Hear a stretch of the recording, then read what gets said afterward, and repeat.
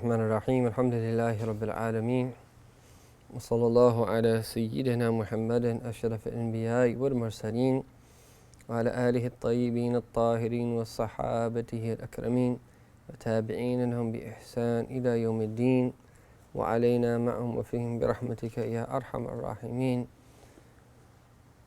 Imam Al-Ghazali systematically goes through the various duties that are upon the Muslim every day.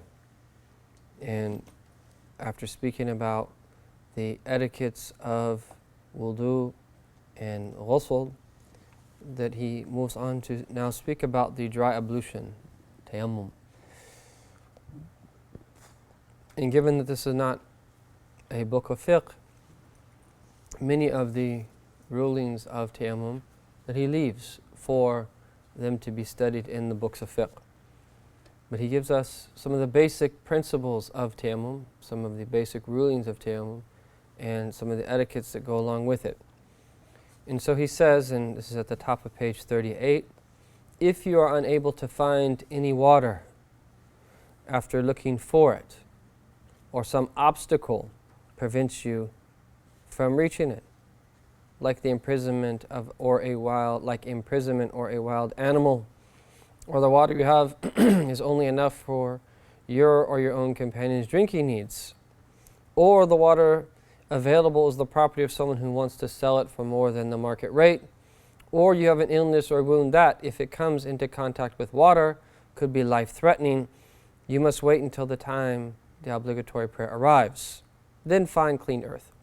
So he just briefly goes through the various reasons that make tayammum permissible.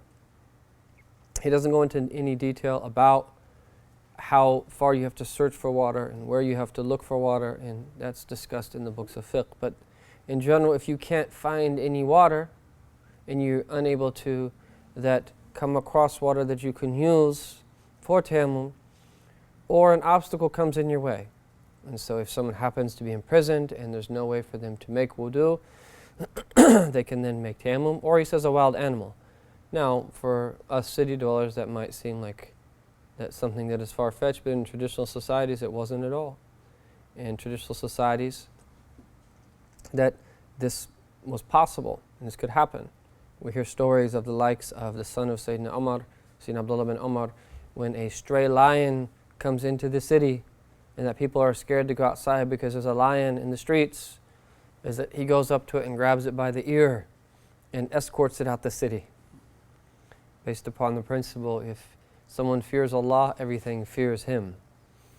And these are people that weren't that scared of lions. There's another story about Thabit al-Bunani, that he was praying one time in the wilderness, and while he's praying, that a lion approaches. And he's standing still, erect, praying, and the lion starts to lick his feet. And he finishes his prayer, and the lion eventually goes on his way. And later, when he was telling the story to someone, that person said, "What were you thinking when the lion was licking your feet?" And he said, "I was going through my mind the various opinions of the fuqaha, of the jurists, about whether the lion's saliva was pure or not." Whereas most people would be worried for their lives. This is someone that was detached in that sense, and he, as a result, did not have a fear of the lion, nor did the lion do anything to him. He was thinking about rather that whether the lion's saliva is a pure substance or not. Anyhow, that still, people that live in villages and that are in that territories where there are lions, that could have lions that come into their village. And I remember reading an article about a village in Tanzania that had an increased amount of lion attacks because that the lions didn't have as much food as they normally had. And so that they would actually, these people would go out at night to use the bathroom, and there were several lion attacks, right, as a result, because they were so desperate that they were even hunting people. And so it's not just a lion, any type of animal. If you're at Yosemite and that you need to go to use the bathroom and to make wudu, and there's a bear in your way, that you're obviously not going to confront the bear, that here is where you would perform tayammum. And I remember some time ago I was at Yosemite with my mother, and there was 27 bear break-ins to cars the night before we arrived. And they had signs up saying, "Do not leave food in your car." And we were in one of these tents. It was like a tent cabin, but the walls were canvas. It wasn't like wood or anything like that. And you'd hear bears, ruffling around all throughout the night. And apparently that when you see bears, I think you're supposed to make noises and things like that. But if they run at you and they attack you, you don't run from a bear, because they can run at a good pace in short distances. Nor can you climb a tree, because they can climb trees too. Suppose you're supposed to play dead, and that's supposed to save you if you are in threat of being attacked by a bear. Anyhow, that whatever the animal is, if that is a fear, then this is one of the reasons that makes tayammum permissible.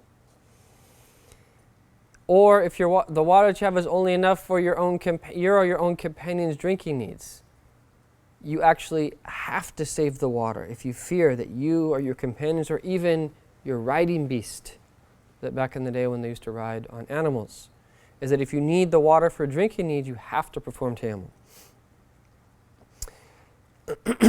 Or you have an illness that if you come into contact with that water, it could be life-threatening, or there's other rulings that relate to that that's studied in the books of fiqh. In all of these instances, you would perform tayammum. And tayammum is, according to the Shafi school, a tahara da'ifa. It is a weak form of purification, and it is one of the khususiyat, the special properties of the deen of our Prophet sallallahu alaihi wasallam. And Al-Hakim al-Tirmidhi says the secret of tayammum being that valid for the ummah of our Prophet sallallahu alaihi wasallam is that the secret of the Prophet himself touching the earth. And as a result of the Prophet himself coming into contact with the earth, is that earth now became permissible to be used for purification. And even if we say that it is a tahara da'ifa, a weak form of purification, still is that if someone has done tayammum in the proper way, what was permissible for them previously is also permissible for them, that as a result of the tayammum. And it's also a blessing that we can always pray in all circumstances, even if we don't have access to water. And even if you don't have access to anything that you can make tayammum with, and you're not in a state of wudu, in the Shafi school, you pray the prayer of the one who's not able to perform any form of that purity or purification. And then you make up your prayer later, as long as you have intellect that you have to pray. So what do? You have to wait till the prayer time enters. You don't perform tayammum before the prayer time enters. And you perform it for every obligatory prayer. Then find clean earth on which there is soft, pure dust. So there has to be some type of dust in the Shafi school where you to hit it, that ghubar, that some type of dust comes up. And in the Maliki school, that it's in terms of what you can use for tayammum, it's more vast than the Shafi school. Even things like rocks are permissible. And in the Hanafi school, they are even more vast as far as I know. And so strike your palms on it, keeping your fingers together with the intention of making the prayer lawful for you. Because tayammum doesn't lift the hadith, it doesn't lift the state of lesser ritual impurity or greater ritual impurity. It makes prayer permissible for you. And by making the intention for prayer, all of the other things that you can do, tawaf, reading the Quran, and so forth, become permissible.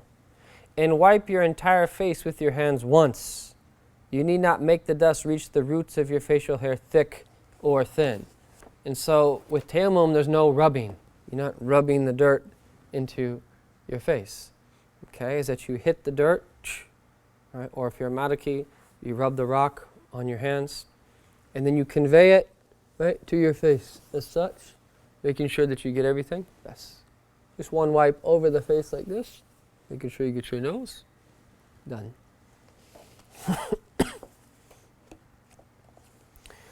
Then take off your ring and strike the earth a second time with your fingers spread out. Now wipe your arms, including the elbows, with your hands. If you do not go over the whole area the first time, strike the earth one more time and wipe the arms until you have gone over the entire area. Next, wipe each of your palms with the other and wipe the spaces between your fingers. Okay, so if someone is wearing a ring, the first strike, as he said, keep your fingers together because you're wiping your face. Now, you're doing your hands. So you strike one more time, okay, and then you start as such. You come down the arm and you go this way like this. You come down the arm and go this way like this. He said, rub your palms together and then go between the fingers. And you're finished. And so that on the way down, that you use the inside part of your hand as such. Then you get the outside part of your arm. You turn it back around like this, and when you come back, is that the inner part of your thumb on the palm area gets the back part of your thumb, and then you wipe like that. Okay? Like that. And then hands together and wipe between your fingers.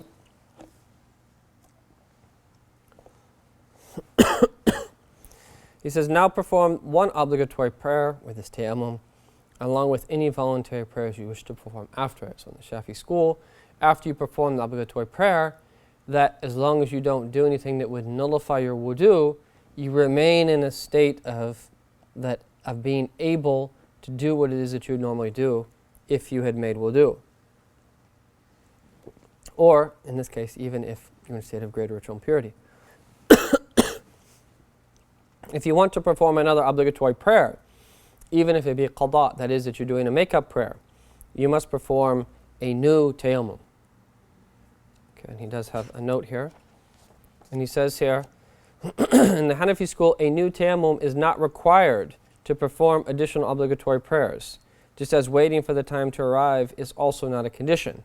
It is permitted to do tayammum before the entry of the prayer time and to perform more than one prayer with it. So as we see that the ikhtilaf, the differences in opinion, that they are a mercy. The difference of opinion, the Ummah of our Prophet ﷺ are a mercy. So that's all he says about tayammum. There's a lot more details that we would learn in a book of fiqh, and this would also be what we do if that we are unable to perform that wudu for some reason due to health, or that if we have, for instance, that we're unable to put water on our limbs because of a severe injury and so forth. So now that he's going to speak about the etiquette of setting out for the mosque, because if you think about what he's discussed already, he's talked about ablution, he's talked about waking from sleep, he's talked about that using the lavatory, he's talked about the etiquette of ablution, he's talked about the etiquette of that removing the greater ritual impurity. He's spoken a little bit about tayammum. And now that someone is presumably ready to go to the masjid at this point. So that these are the adab of the al-khuruj ila al-masjid, the etiquettes of setting out, going to the masjid. And he says, when you have finished your purification, pray the 2 sunnah rakats of fajr in your home if dawn has broken. This is what the Messenger of Allah sallallahu alaihi wasallam used to do. It's better to pray those 2 sunnah rakats in your home, although it's permissible to pray them in the mosque. And just as we that pray in congregation, in public places, preferably in mosques or musallas, prayer spaces, that we should also have prayers that we do at home. We want our house to be alive, spiritually, religiously. Is that we want our house to be a place that angels frequent. We want it to be munawwar. We want it to be filled with light and goodness. We want it to be a place that lives up to the very name of a house in Arabic, which is maskan, which is the place of sukoon. There's tranquility there. The more worship that is done in the house, the more recitation of the Quran, the more invocations and supplications and prayers, the better the house will be spiritually, and the more the people will feel it when they enter into it. So he says, this is what the Messenger of Allah sallallahu alaihi wasallam used to do. then make your way to the mosque. Do not fail to pray with the congregation, especially the morning prayer. So we should especially be concerned to pray Fajr and Isha in Jama'ah, especially Fajr and Isha, if not all 5 daily prayers.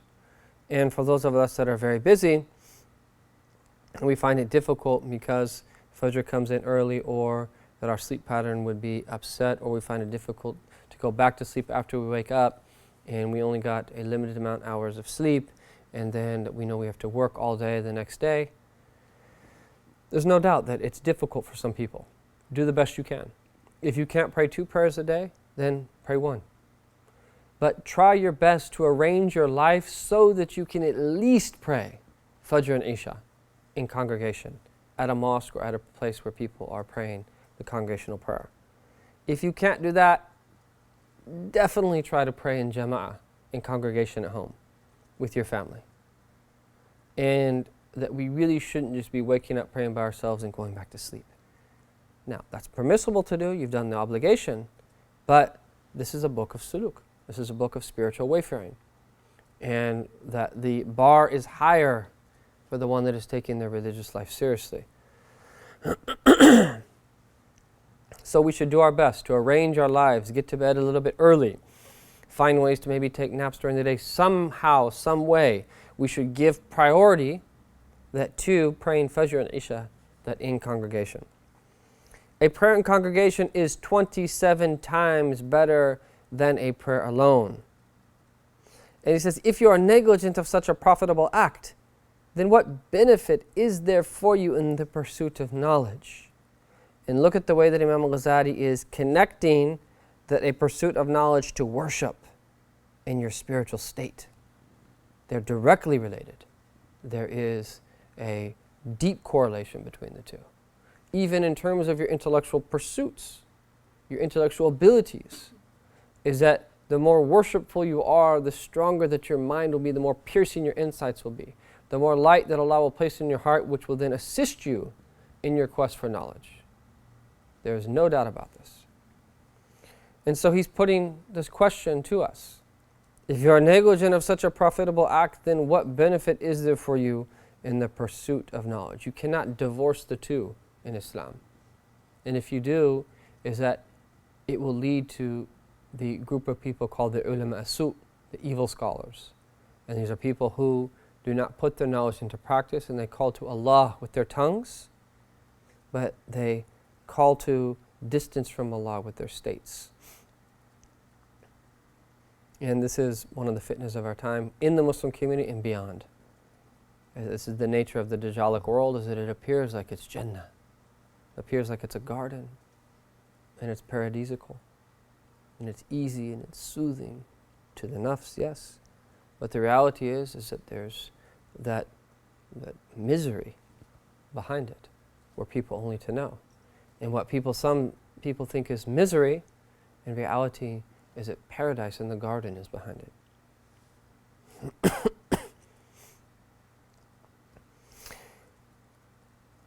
After all, the fruit of knowledge is in acting upon it. And this is something that our teachers that really, really emphasize, the importance of praying prayers in congregation. And it is one of those things that we should really strive to make it to be one of our main mujahadat, that are places of spiritual struggle. There might be a lot of things that we can't do because of our work schedule and a number of other things. But let's make praying in congregation that one of those things that we do everything we can to do. And that we make our life revolve around that. And that I've heard my teacher speak about this on multiple occasions, even in certain situations where it would seem to me, from what I know from them, is that they tend to be easy with people, especially if they have special circumstances. But still, they emphasize the importance of praying in congregation. And what I understood from that is that there's something about hanging on to prayer in this time. If you look at the hadith of the Prophet ﷺ, where he spoke about the rungs of the ladder of Islam, and the first one to break would be governance, and the last one to break would be prayer. Is that perhaps this is the time that we live in, that we're living in, is that we have to really adhere to the prayer. In all times, but especially in our time. That's the number one thing that we need to focus on and make our lives revolve around that. And oftentimes we don't have that perspective. And one of the great blessings of praying in congregation is that even if no one's prayer is worthy of being accepted in the congregation, from the blessing of coming together, your prayer will be accepted. So this is very, very important, and we should take this seriously and strive to make that a reality in our lives. And you will find that it's not easy to pray the 5 daily prayers in congregation consistently. You have to make sacrifices. You have to make sacrifices. And then he's going to give us a dua for walking to the mosque. When you walk to the mosque, walk with tranquility. Walk with tranquility and do not rush. It's not from the sunnah of our Prophet ﷺ to rush. Even though that he did walk swiftly, that was his natural gait. He wasn't walking fast such that he would, sallallahu alaihi wasallam, that be like someone who's rushing and thus be huffing and puffing just before prayer and not able to concentrate as a result. When you walk to the mosque, walk with tranquility and do not rush. On your way, say. And he's going to give us the dua. O my Lord, I beseech you by the right of those who beseech you, and the right of those who long for you, and the right of this walk of mine toward you. I have not left my home intending insolence, nor in arrogance, nor seeking to make a show of my actions, nor seeking prestige. Look how he's teaching us ikhlas and sincerity, sallallahu alaihi wasallam. Is that we're negating all of these things. Is that we're not doing this out of insolence or arrogance. We're not doing this out of that showing off or ostentation. No riya or no sum'ah. That we don't want a reputation. بَلْ خَرَجْتُ إِتِّخَا سَخِطِكَ. Rather, I have come forth from my home in fear of your wrath. وَابْتِغَاءَ مَرْضَاتِكَ. And in search of your satisfaction. And these intentions work together, is that we simultaneously fear punishment and we hope that for reward, is that we fear Allah's wrath and we hope for His divine pleasure. And then the dua comes, فَأَسْأَلُكَ, that I ask you to save me from the fire, to let me enter paradise, and I ask you that you forgive my sins, for truly there is none who forgives sins but you. And so at this point that someone is now in the mosque, they're praying in congregation, and after they perform the prayer, that Imam Al-Ghazali is going to mention to us the etiquette of staying in the mosque until sunrise. And this is again one of these abandoned sunnahs that many people have forgotten. And he's going to give us a number of prayers and supplications and invocations that we can say, that radiallahu ta'ala anhu. And after speaking about that, he's going to speak about then the time that we spend between sunrise and midday. And so that insha'Allah ta'ala, that I think what we are going to do is that just stop there, because I want Imam Amin to pick up insha'Allah ta'ala tomorrow, that where we just left off. This was a brief session today, and that we will start from the subchapter, the etiquette of staying in the mosque until sunrise, that on page 40, bi'idhnillahi ta'ala, tomorrow with Imam Amin. May Allah subhanahu wa ta'ala make these etiquettes a reality in our lives. May Allah ta'ala bring life to our hearts with the sunnah, through the sunnah of our Prophet Muhammad sallallahu alayhi wa alihi wa sallam. Completely purify us, outwardly and inwardly, Ya Rabbil Alameen. Connect our hearts to Him subhanahu wa ta'ala and to the Rasul al-A'zam sallallahu alayhi wa sallam. Bless us to have a close connection with Him, ever following His sunnah, inwardly and outwardly. And may our last words be when we exit this world, La ilaha illallah Muhammadur Rasulullah wa sallallahu ala sayyidina Muhammadin wa ala alihi wa sahbihi wa sallam. Alhamdulillahi Rabbil Alameen.